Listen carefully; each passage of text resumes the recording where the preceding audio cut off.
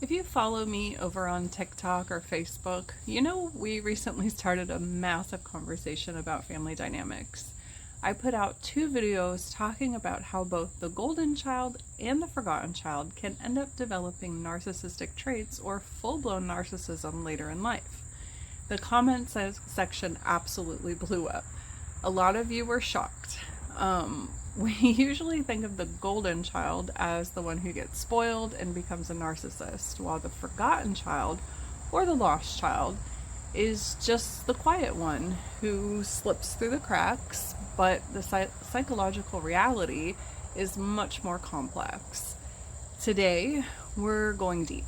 We're going to unpack the specific hidden psychological mechanisms into a dysfunctional family that can drive both of these roles toward narcissism.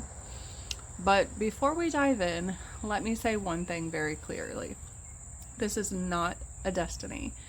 Being handed one of these roles does not mean you are guaranteed to become a narcissist. Thousands of golden children and forgotten children grow up to be incredibly empathetic, self-aware adults. Today we are looking at why and how the specific conditions that create this vulnerability. If you're ready to understand how the family dynamic rewrites a child's brain, hit the subscribe button and let's get into it. Okay, so let's start with the one people usually expect, the golden child. In a dysfunctional or narcissistic family structure, this child is chosen to be the extension of the parent's ego. The parent projects all their own best qualities onto this child. On the outside, this looks like love. They get the praise, the attention, the resources, and the constant spotlight. But it isn't real love, it's conditional validation. So how does this turn into narcissism? There are 3 specific things that happen to a golden child. First is objectification and the loss of self. The golden child is only praised for what they achieve, not who they are. If they win the trophy or look perfect, they are showered with affection.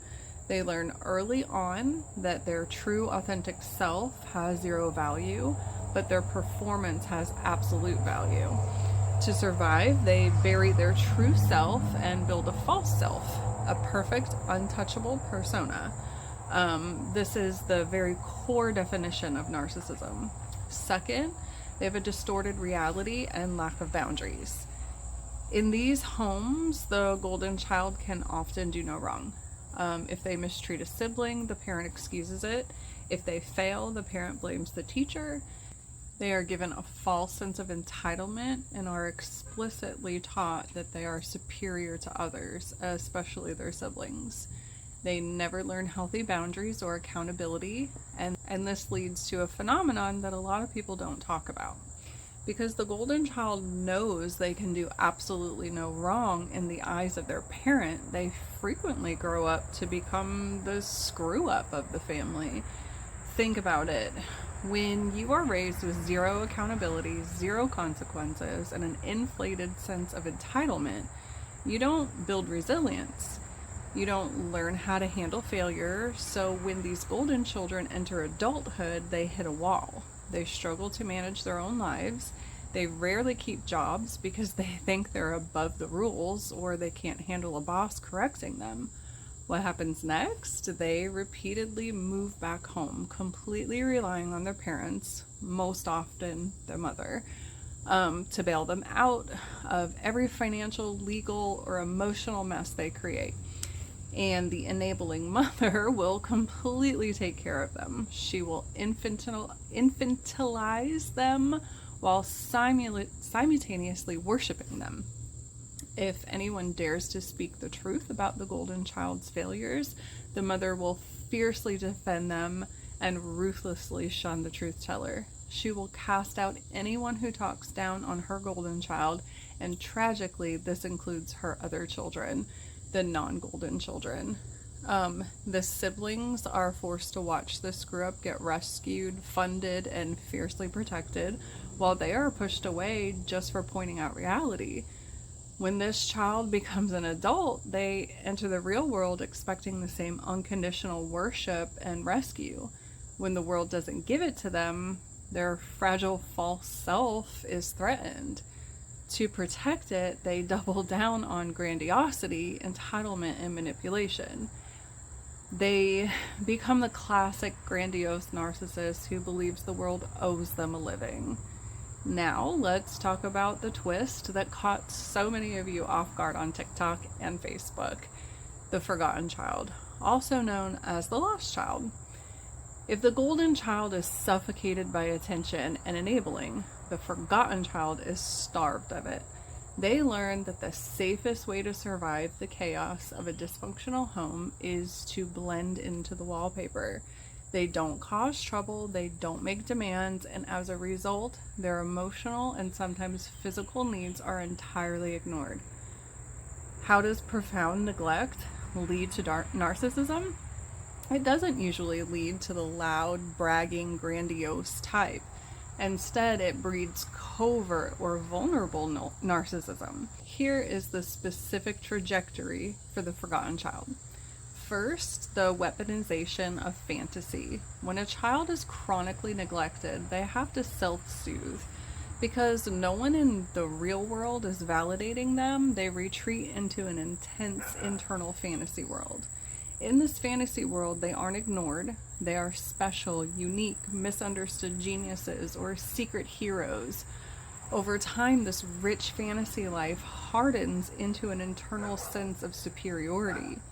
No one notices me because I'm too deep, too unique, or too different for them to understand.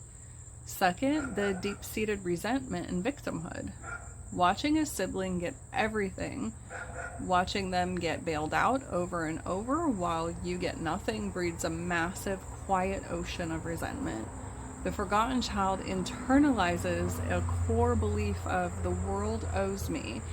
They develop an identity completely wrapped up in being a victim. Covert narcissism thrives on this, using one's suffering, sensitivity, and victimhood as a way to demand special treatment or quietly feel superior to others. Third, is severe deficits in empathy. Because no one modeled empathy or emotional attunement to them, they struggle to develop it for others. Their internal world is entirely consumed by their own unmet needs and emotional survival. As adults, a forgotten child who takes this path becomes hypersensitive to criticism, quietly resentful, chronically envious of others, and convinced that their quietness is a sign of elite uniqueness. They don't demand the stage like the golden child, but they punish people with silence, passive aggression, and a quiet belief that everyone else is shallow. I want to take a deep breath here, because if you identified as a golden child or a forgotten child, your heart might be racing right now. You might be asking yourself, oh my God, am I a narcissist? Let me reassure you, the answer is almost certainly no. If you are watching this video, reflecting on your behavior and feeling a desire to grow, you are showing self-awareness, something a true narcissist lacks. So what determines the fork in the road? Why do some kids take these paths, why others don't?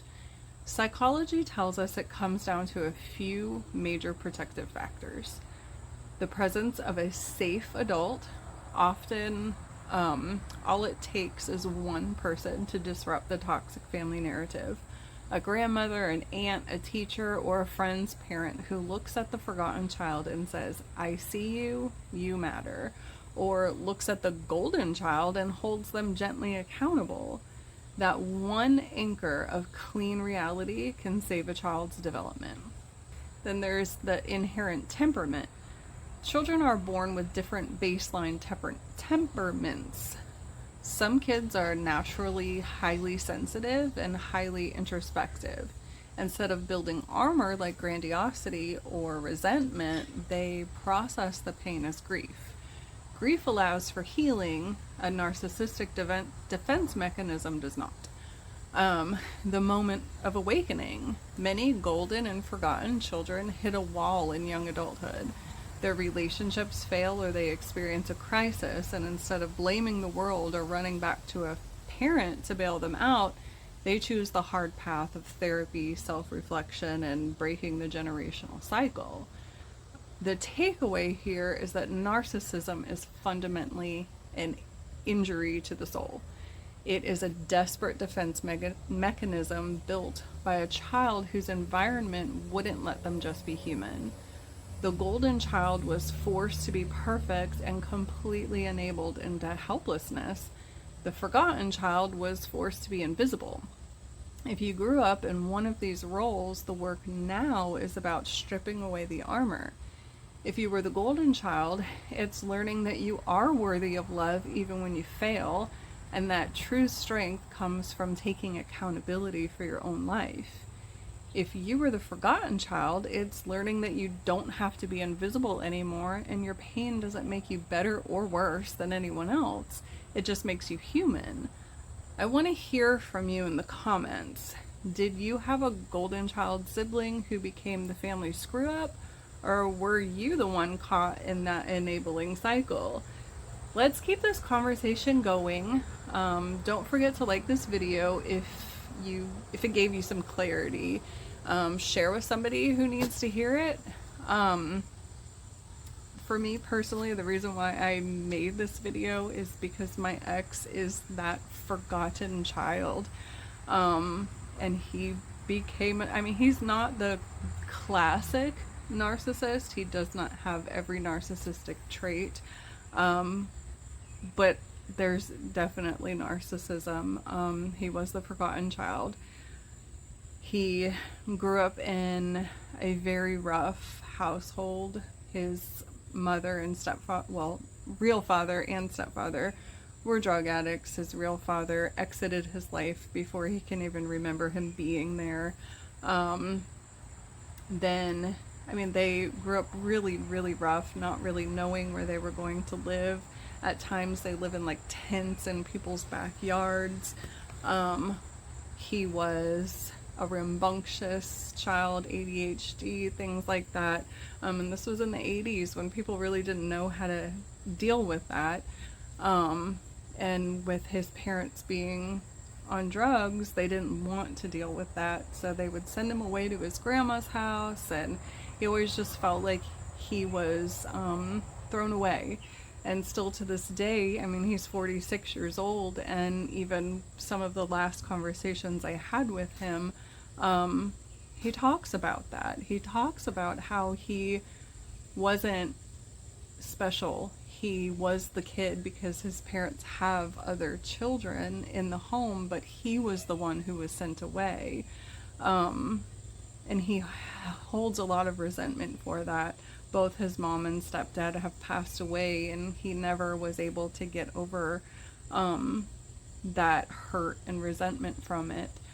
But he has absolutely no way of empathizing with other people because he's so caught up and swallowed in his own self-pity and self-hatred. Honestly, he never feels like he fits in anywhere. He was introduced to drugs when he was only 16 years old by his stepfather.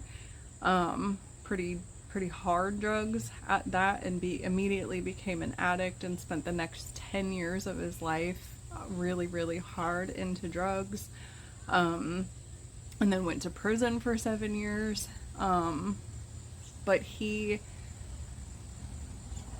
has so many childlike qualities to him, and when I first met him, those were cute and funny, and I didn't really think anything of it. But then once we became more serious, and of course once we had children, they were not cute and funny anymore, especially when he would introduce substances like alcohol especially. It became scary because a real child, with my 4-year-old, I can pop his butt and put him in timeout. But you can't do that to a 40-year-old man. So it becomes really scary when somebody has absolutely no self-control. and will literally bulldoze over anybody that's in their way. They have absolutely no boundaries and no accountability whatsoever. It's almost to the point where if you express a boundary, it becomes like a challenge to see how many more times they can do it. So that is the reason why I made this video, because the unicorn exists. I know so many people had such a problem with the fact that I talked about the lost child or the forgotten child having the capability of becoming a narcissist. But it exists.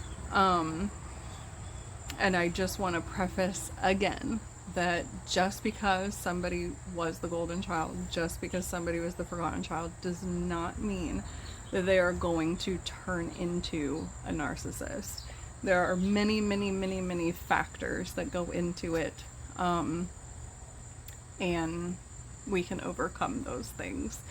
But go ahead and give this channel a follow if you find, my kitty cat, if you find value in the things that I'm talking about. Follow me on TikTok, Facebook, Instagram. My shorter videos go on all of those platforms.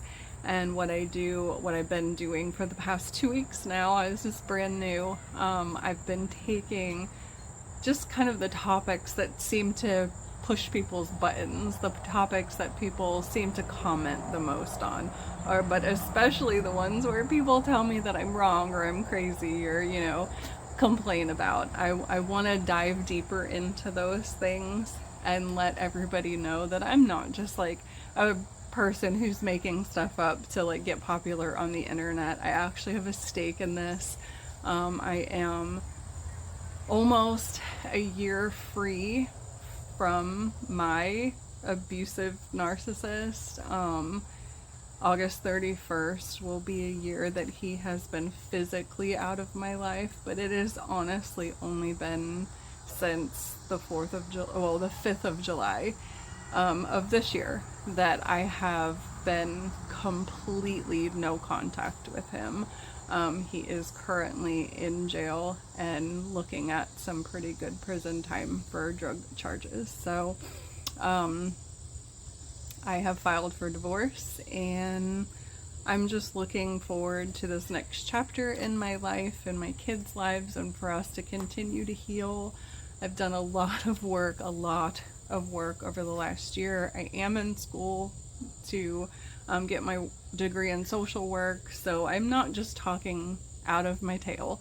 I'm not. I have done the research and I've done the work, and I've done so much healing myself, and a lot of the times these videos that I make are honestly me just talking through them, talking through the issues that are going through my brain. I just need to talk it out myself, and I just felt called to share what I've accomplished in my own healing, because the old me would be with him. The old me would have let him come home, or I would have followed him to where he's at. He drove across the country to get away from me when I found out that he had relapsed, but I would have already been there. And I'm so grateful to God. I give God all the glory. I'm so grateful to him for giving me the strength to finally just say enough is enough, and me and my children don't deserve this anymore. But anyway, I'm going to log off, and I hope you guys have a great week. I will put out another video next Monday. I have no idea what it's going to be about yet. I will have to see what triggers people the most for my other videos to see what I'm gonna talk about next. But hit the follow button, follow me on my other socials. I go by the It's Me Ebony on everything, so just look me up and we'll take this journey together. All right, remember, you got this.